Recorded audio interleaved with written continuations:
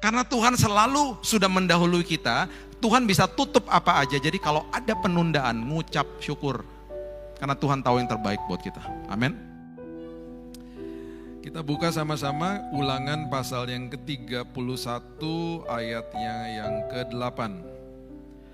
Ini adalah ayat kalau Bapak Ibu mau belajar tentang kemahahadiran Tuhan, ini ayatnya.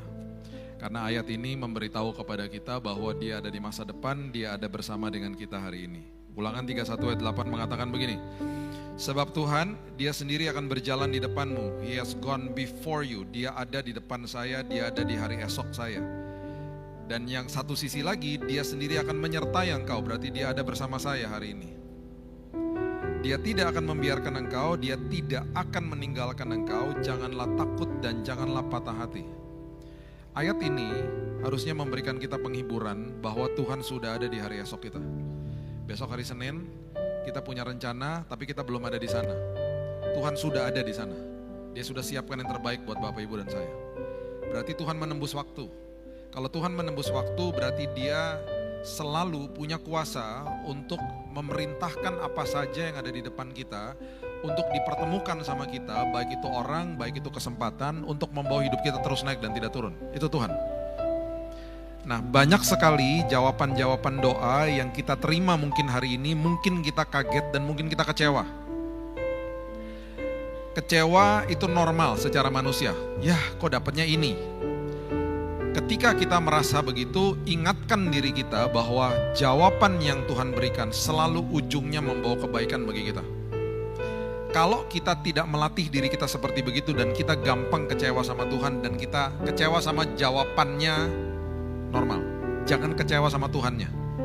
Itu keinginan kita gak dapat sesuai keinginan. Ya kok begitu, no problem. Jangan kecewa sama Tuhan. Orang yang kecewa sama Tuhan adalah orang yang sedang memberitahu bahwa saya ikut Tuhan yang maha tahu, sayanya sok tahu. Karena kita gak tahu apa-apa. Dan apa yang Tuhan sudah rancangkan pasti akan mendatangkan kebaikan bagi kita. Itu selalu camkan dalam diri kita. Karena kita nih gak tahu apa-apa loh. Kita hanya terbatas dengan apa yang kita bisa lihat pakai mata jasmani kita. Ingatkan diri kita tentang hal itu. Dan kita hanya sementara di sini. Hidup manusia 70 kalau kuat 80 tahun. Ajari aku menghitung hari-hariku sedemikian supaya aku bertindak bijaksana. Di 1 Timotius dikatakan, saya datang ke muka bumi ini, saya hadir di muka bumi tidak bawa sesuatu apa, saya keluar dari muka bumi ini tidak bawa apa-apa. Jadi kehidupan yang sementara ini semuanya adalah transisi, peralihan masuk ke dalam kekekalan yang luar biasa bersama Tuhan. Jadi belajar yuk kita isi dengan ucapan syukur, karena di dalam ucapan syukur kelegaan terjadi. Dan itu latihan tiap hari. Makanya kalau mau itu berhasil, hidup kita mau konsisten, berarti harus makannya juga makan yang sehat. Tubuh ini kalau dikasih makanan yang gak sehat, tinggal tunggu waktu aja. Saya punya teman yang minum soda setiap hari, dari pagi sampai malam. Umurnya 30, setelah 3 tahun cuci darah. Setelah cuci darah, meninggal 1,5 tahun setelah itu. Ya, jadi apa yang kita masukkan ke dalam tubuh menentukan tubuh kita sehat atau tidak. Ya, sama juga dengan roh sama jiwa kita. Kita masukin sama sosmed setiap hari, yang keluar pasti sosmed, yang keluarnya sampah pasti. Input menentukan output. Jadi roh sama jiwa juga butuh makan. Makanan yang paling sehat buat roh sama jiwa kita gak ada yang lain kecuali firman. Alkitab mengatakan begini, firman itu yang membentuk bumi yang tadinya tidak ada jadi ada. Makanya Alkitab mengatakan firman itu menopang hidupnya manusia. Dan kalau kita anggap enteng itu, kita bilang udahlah ntar aja di gereja, ntar juga dengar sama-sama. Enggak. Kalau kita gak melatih diri kita untuk kasih makan roh sama jiwa kita tinggal tunggu ada sebuah tekanan keluar aslinya dan kita akan terkaget-kaget. Kita loh terkaget-kaget. Kok aku gitu ya? Kok aku ngomong gitu ya? Kok aku bertindak gitu ya? Kaget kita. Karena kita tanpa kita sadar yang kita masukin sampah gitu. Ketika ditekan keluarnya sampah. Sponge masukin ke air, ditekan keluarnya air. Makanya jangan anggap enteng firman Tuhan. Coba ya, kita kasih makan diri kita, roh sama jiwa, sama yang gak bener. Kasih sampah dunia, input menentukan output. Akhirnya kita gak paham penyertaan Tuhan itu seperti apa indahnya. Makanya banyak orang Kristen kejar-kejar jawaban doa. Harusnya yang dikejar bukan jawaban doanya. Jawaban doa Tuhan udah tahu kok, kedaulatan Tuhan, waktunya Tuhan, dan persiapan yang terbaik sudah disiapin buat kita. Yang harus kita kejar adalah penyertaan Tuhan selagi menunggu jawaban doa. Itu yang paling luar biasa. Karena pengalaman hebat terjadi di situ. Dan Tuhan itu selalu sudah menyiapkan yang terindah buat setiap kita, disiapin yang terbaik buat kita. Ya, 1 Raja-Raja pasal yang ke-17, coba lihat. 1 Raja-Raja pasalnya yang ke-17, dimulai dari ayat yang pertama.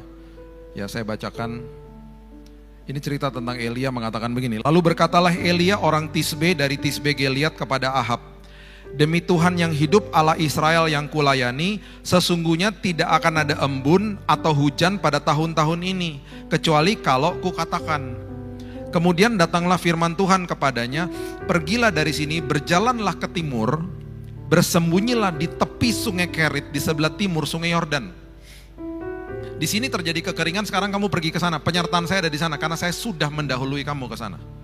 Saya sudah menanti kamu di sini. Engkau dapat minum dari sungai itu, dan burung-burung gagak, perhatikan ini, burung-burung gagak telah kuperintahkan, burung-burung gagak yang susah diatur, telah kuperintahkan untuk memberi makan engkau di sana. Harusnya kalau kita baca ini sudah paling tidak memberikan kita kelegaan. Kalau Tuhan bisa perintahkan burung gagak, Tuhan bisa perintahin apa aja dalam hidup saya, untuk pelihara hidup saya.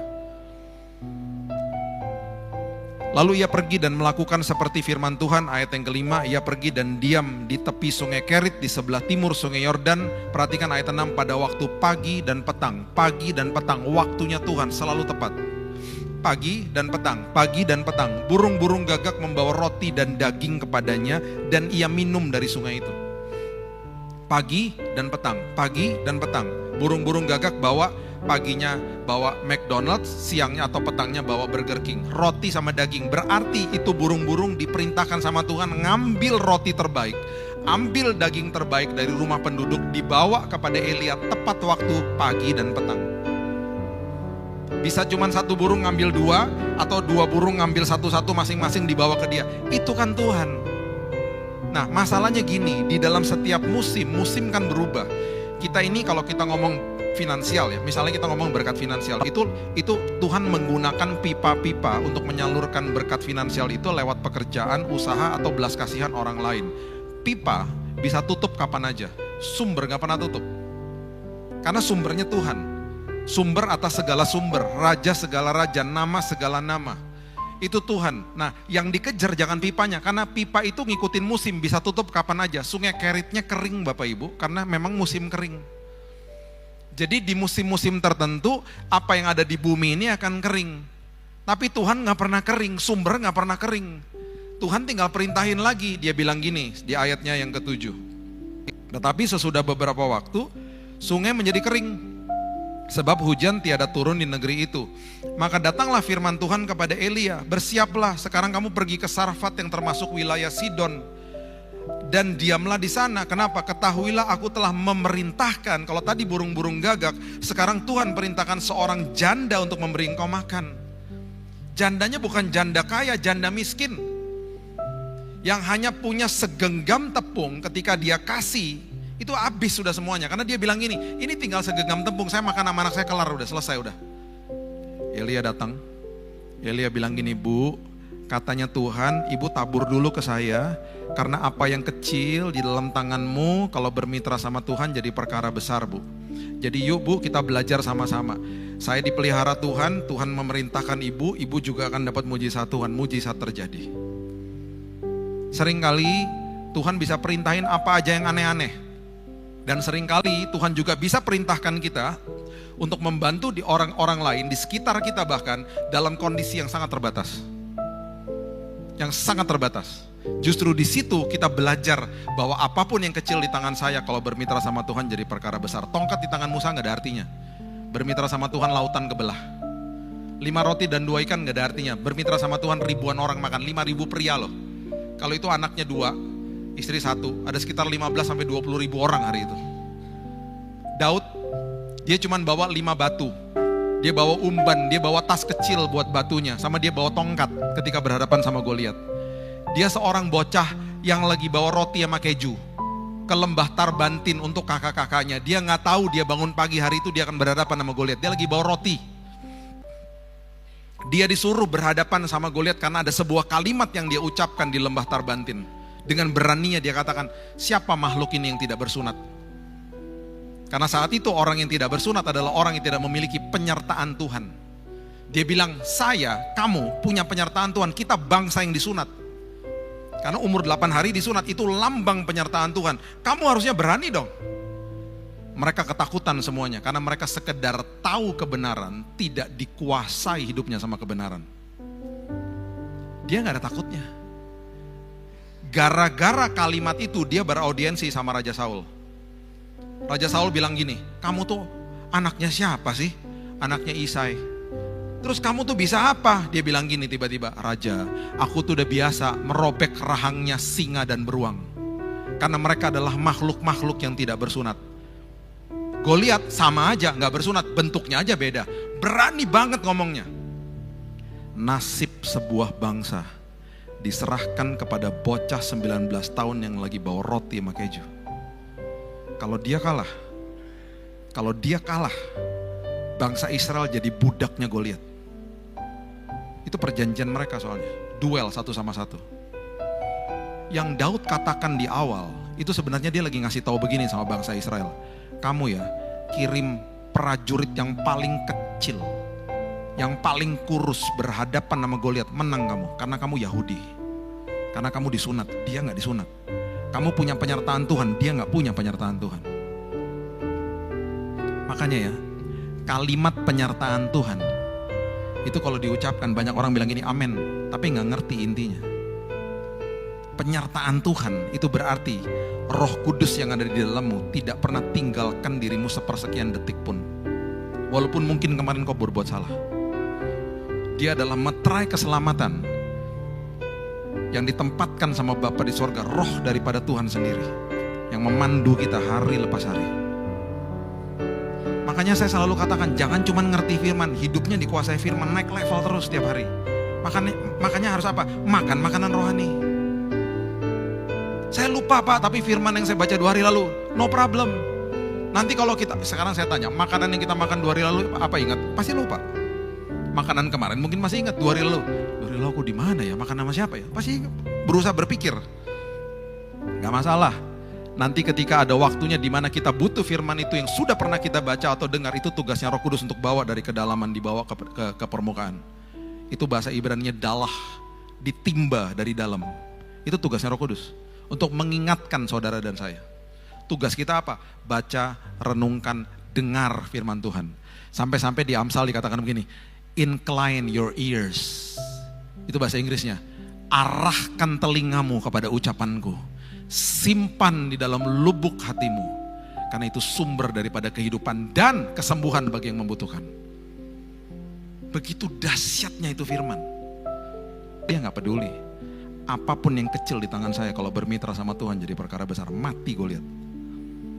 Hari ini cuman kita bilang sama Tuhan, saya cuman punya dengkul untuk berdoa sama air mata Tuhan. Gak apa-apa. Nangislah bersama dengan Tuhan, jadi perkara besar nanti. Tabur air matamu gak apa-apa. Tabur doamu. Bilang, Tuhan, aku tahu penyertaan Tuhan gak pernah gagal. Aku tahu Tuhan bisa memerintahkan apa saja. Kalau Tuhan bisa perintahkan burung gagak, Tuhan bisa perintahkan janda yang miskin, Tuhan bisa perintahkan apa saja. Karena Tuhan ada di hari esok saya. Karena penyertaan Tuhan gak pernah gagal. Di dalam keterbatasan kami, kalau kita melekat kepada sumber atas segala sumber, penyertaan Tuhan gak pernah gagal. Kita bisa memberkati orang lain. Saya ketemu teman saya lagi sakit jantung di Pineng. Transfer. Uang kelebihannya bisa jadi berkat buat orang lain. Kenapa? Sumber atas segala sumber. Kalau dia yang perintahkan, dia yang perintahkan. Kenapa? Dia sudah ada di masa depan kita. Makanya waktu pulang, orang-orang bilang gini, Bill, kamu dapat mujizat kesembuhan. Bukan. Mujizat yang aku terima, aku, terlebih lagi istriku, dan kedua anakku diubahkan Tuhan. Itu mujizat nomor 1. Kesembuhannya bonus. Balikin tangan, sembuh kok kita. Tuhan tinggal balikin tangan, sembuh kita. Tapi yang namanya perubahan karakter memerlukan respon dari kita. Amin. Saya gak pernah ngelihat dia nangis. Saya gak pernah ngelihat dia berdoa sampai seperti itu. Saya gak pernah lihat dia punya dimensi iman yang baru. Semuanya dimentahkan sama Tuhan. Tuhan biarkan semuanya terjadi. untuk mengubah karakternya dia. Itu sebabnya hari ini ingat bahwa Tuhan sudah ada di hari esok kita menyiapkan yang terbaik bagi kita. Ya. Di dalam perjalanan kehidupan ya, kadang-kadang ada penundaan, ada jalan yang ditutup. Karena Tuhan tahu mungkin ada bahaya yang kita nggak pernah tahu. Kita mungkin nggak pernah tahu loh, ada bahaya yang sudah diluputkan, taunya nanti pas di sorga. Karena Tuhan selalu sudah mendahului kita, Tuhan bisa tutup apa aja. Jadi kalau ada penundaan, ngucap syukur. Karena Tuhan tahu yang terbaik buat kita. Amin. Itu pembelajaran buat kita semuanya. Bahwa hari ini ingatkan diri kita, Tuhan sudah ada di hari esok mendahului saya. Penyertaan Tuhan gak pernah gagal, dan Tuhan bisa perintahkan apa saja untuk pelihara hidup saya. Berikan tepuk tangan kita untuk Tuhan kita. Bapa yang baik, terima kasih ya Tuhan. Engkau indah, Engkau luar biasa, Engkau agung. Itu sebabnya hari ini Tuhan, kami mau serahkan hidup kami. Bahkan Alkitab katakan kami mau menawan pikiran kami Tuhan ke dalam kebenaran firman-Mu. Kuasai diri kami Tuhan dengan firman-Mu. Kuasai pikiran kami, kuasai hati kami.